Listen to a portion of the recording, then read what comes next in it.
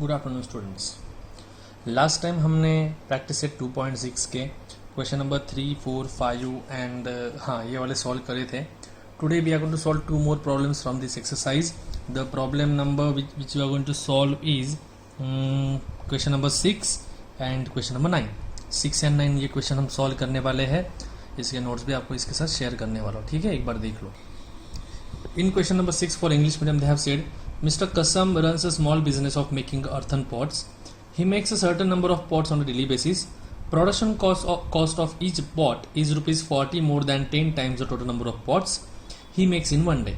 If production cost of all the pots per day is 600, find the production cost of one pot and the number of pots he makes per day. ठीक है। अब यहाँ पे मराठी मीडियमसाठी कसा प्रश्न असणार आहे हा, मिस्टर कसमचा एक बिझनेस आहे, ते अर्थन पॉट्स म्हणजे आपले मडके वगैरे असताना तसे बनवायचा। त्याने काय सांगितलं आहे, ते एका दिवसाला फिक्स पॉट्स म्हणजे ती भांडी बनवतात, मातीची भांडी फिक्स बनवतात आणि त्यांचा बनवायचा जो खर्च आहे तो त्यांनी काय सांगितलेला आहे, 10 पट म्हणजे भांड्यांच्या 10 पटला 40 जास्त। म्हणजे समजा मी एक भांडं बनवतोय, समजा दिवसाला मी एक भांडं बनवतोय, त्याच्या 10 पटला 40 जास्त म्हणजे किती होतील, एक भांडं गुणिले 10 म्हणजे 10 भांडे अधिक 40 म्हणजे 50, 10 आणि 40 50 म्हणजे एक पॉट बनवायला 50 रुपये खर्च। अशा हिशोबाने त्यांनी ते सांगितलेलं आहे। आणि काय सांगितलंय, ते भांडे बनवतात आणि जितके भांडे बनवत आहेत दिवसाला त्याच्या 10 पटीपेक्षा 40 रुपये जास्त त्यांचा एक दिवसाचा भांडे बनवण्याचा खर्च आहे। आणि तो टोटल खर्च त्यांनी किती सांगितला बघा, if the production cost of the pots per day is rupees 600 आणि एक दिवसाला ते किती पॉट्स बनवत आहे, असे 600 रुपये बनवत आहे पॉट्समधून। तर तुम्हाला काय विचारलेलं आहे, find the production cost of one pot and number of pots he makes per day. म्हणजे ते बनवायचा खर्च आणि किती पॉट बनवतोय तो खर्च, दोघंही तुम्हाला इथे विचारलं गेलेलं आहे। हे क्वेश्चन आहे बघा। मग सर्वात पहिले आपण काय करणार आहे, त्यांना ते जे पॉट्स बनवतात, ते भांडे बनवतात, त्यांचा नंबर आपण काहीतरी मानून घेऊ। So let the number of pots लिखना पडेगा। Let the number of pots बीज एक्स आणि मातीच्या भांड्यांची संख्या म्हणजे जितके तो भांडे बनवते दिवसाला तर काय म्हणू आपण, एक्स मानू। आगे क्या है, उसके बाद आपको प्रोडक्शन कॉस्ट के बारे में बोला है, दिवसाला त्यांना खर्च किती येतो याच्याबद्दल त्यांनी सांगितलेलं आहे, बरोबर आहे की नाही। तो त्यांनी सांगितलं आहे आपल्या भांड्यांच्या किमतीच्या 10 पटीमध्ये 40 मिळवायचं, बरोबर आहे की नाही। 10 times of number of pots में 40 रुपए ऐड करने। देखो यहाँ पे 10 times of number of pots क्या माना हमने, एक्स, 10 इंटू एक्स, और उससे कितना ज्यादा है वो 40 से ज्यादा है, मतलब plus 40। So 10 into x is 10x और ये प्लस 40 एज इट इज। ये हो जाएगा एक पॉट बनाने का खर्चा, मतलब ये नंबर ऑफ पॉट्स जितने हम बना रहे हैं और एक पॉट बनाने का खर्चा उसका क्या हो जाएगा, 10x प्लस 40। ठीक है। क्वेश्चन अगर ठीक से पढ़, मैंने पहले ही बोला था वर्ड प्रॉब्लम से क्वेश्चन अगर ठीक से पढ़ोगे तो काफी इजी जाता है सॉल्व करना। अब उन्होंने बोला है production cost of one day is rupees 600। एका दिवसाचा बनवण्याचा खर्च टोटल किती, 600 रुपये। मग त्यात 4, 5, 10, 15, 20, 25 किती पॉट्स ते बनवतात, कसं शोधायचं। आता समजा मी तुम्हाला सांगितलं मी 10 पॉट दिवसाला बनवतोय, 10 भांडे दिवसाला बनवतोय आणि प्रत्येकाची किंमत 50 रुपये। 10 पॉट दिवसाला बनवतोय आणि प्रत्येकाची किंमत 50 रुपये, तर दिवसाला किती पैसे कमवणार आहे मी, ह्या दोघांचा गुणाकार 10 गुणिले 50 म्हणजे 500।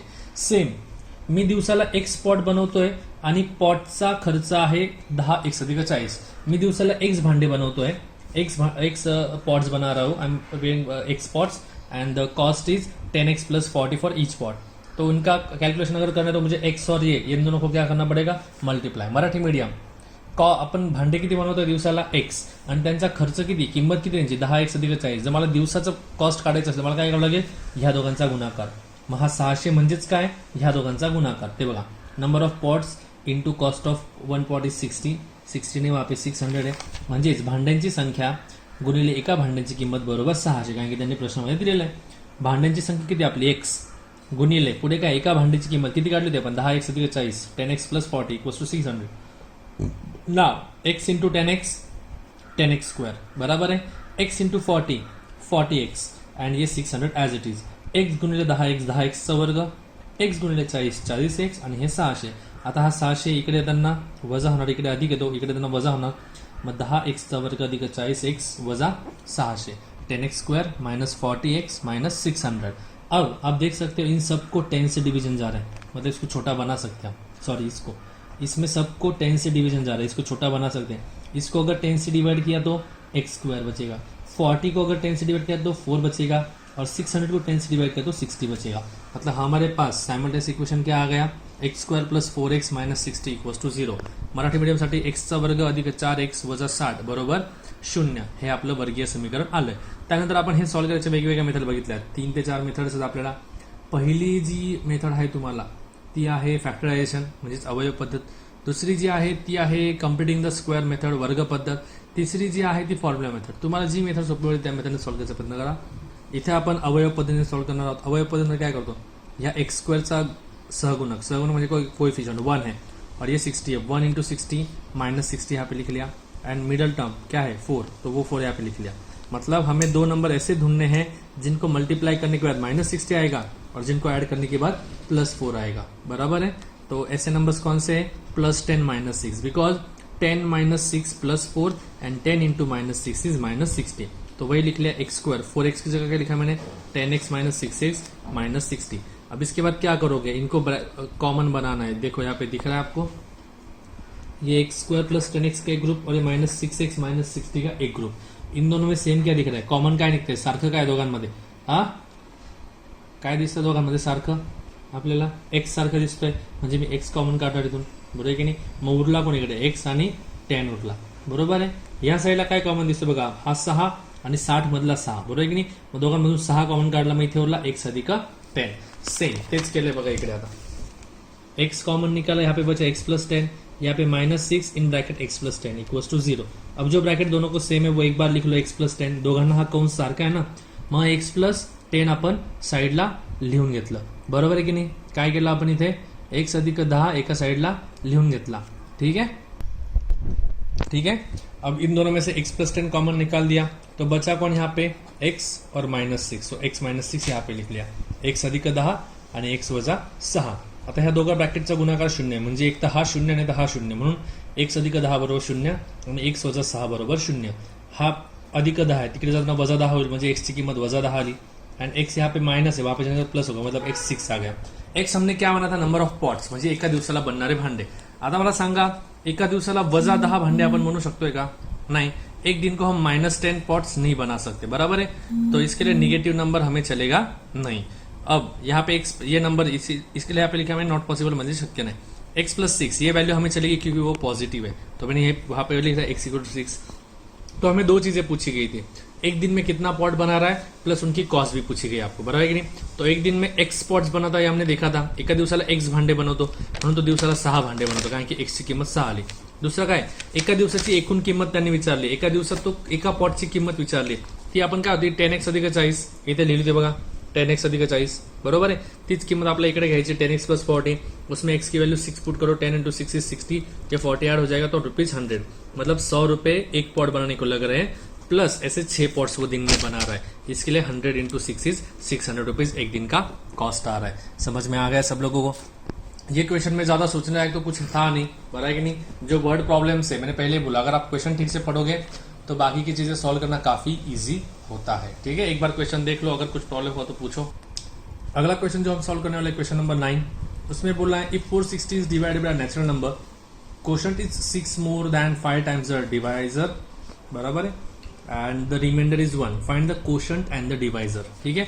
अब ये क्वेश्चन समझने के लिए आपको सबसे पहिले डिव्हिजन के रूल्स पता होणे चाहिए. मराठी मीडियम याच्यात त्यांनी काय सांगितलं, हा जर 460ला एका नैसर्गिक संख्येने आपण भागलं तर त्याचा भागाकार त्याच्या भाज्याच्या, कारण की भाजकाच्या काय होतोय तो 5 पटीपेक्षा 6ने जास्त आहे आणि त्याची बाकी 1 आहे.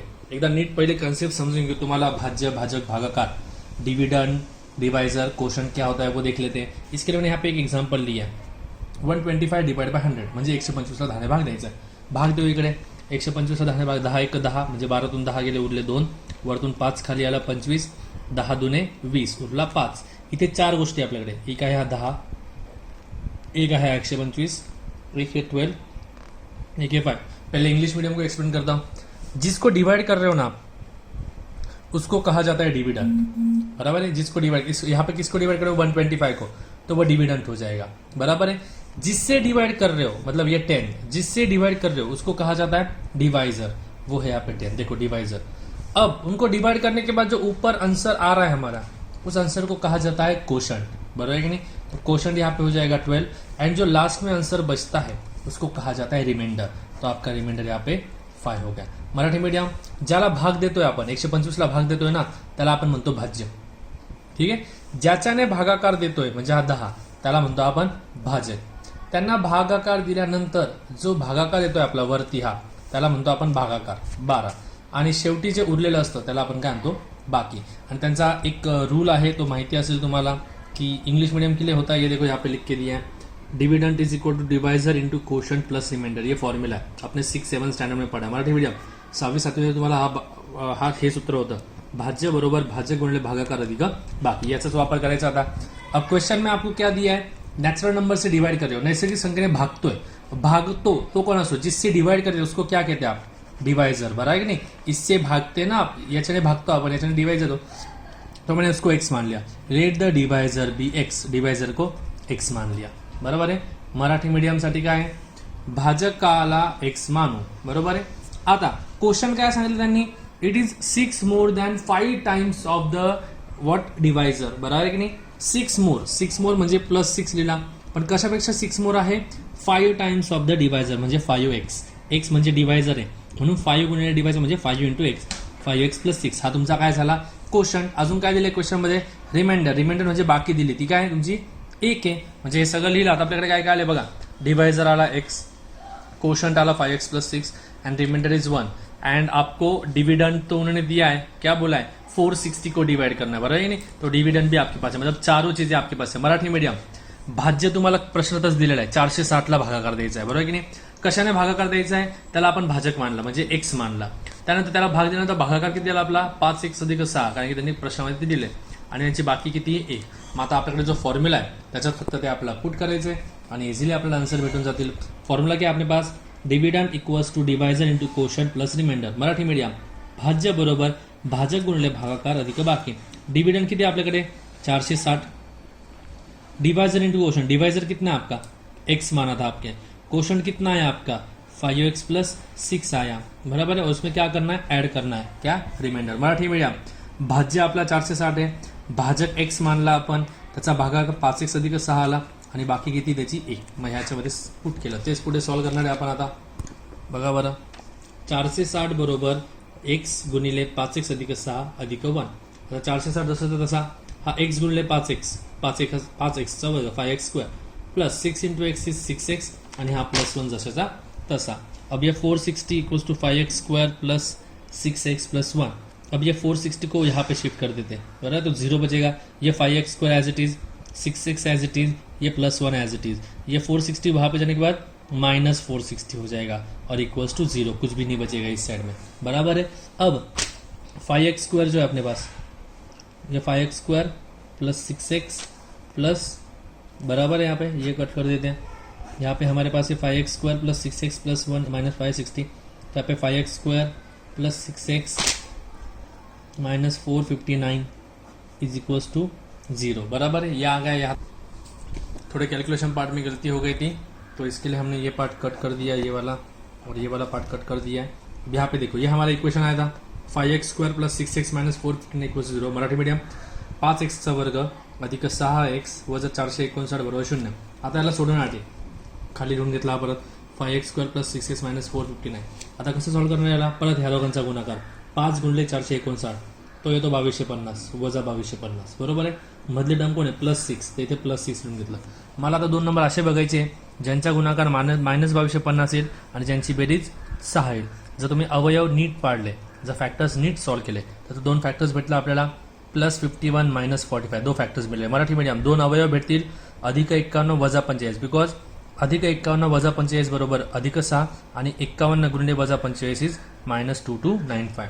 तर दोघं फॅक्टर्स लिहिले इकडे. 5x चा वर्ग अधिक 51x वजा 45x वजा 459 बरोबर 0. आता याच्यात मेथड काय पुढे आपल्याला ह्या दोघांमध्ये कॉमन काढा, ह्या दोघांमध्ये कॉमन काढा. बरोबर आहे. ह्या दोघांमध्ये काय कॉमन आहे ते बघायचं, ह्या दोघांमधून कॉमन काढायचा आणि त्यानंतर मागच्याच प्रश्नासारखं आपल्याला इथे सॉल्व्ह करायचं आहे. बरोबर आहे. क्वेश्चन डिफिकल्ट नाही आहे, फक्त हा एक नियम खूप महत्त्वाचा तुम्हाला माहिती पाहिजे, जो आहे dividend equals to divisor into quotient plus remainder. Marathi medium भाज्य बरोबर भाजक गुणिले भागाकार अधिक बाकी. हा फॉर्म्युला तुम्हाला माहिती असेल आणि दिलेल्या प्रश्नावरून तुम्हाला हा डेटा जर ऑप्टेन करता आला तर हे इक्वेशन सॉल्व्ह करणं खूप इझी आहे. एकदा हे क्वेश्चन नीट बघा, याची PDF तुम्हाला शेअर करतोय मी, नीट बघून घ्या एकदा.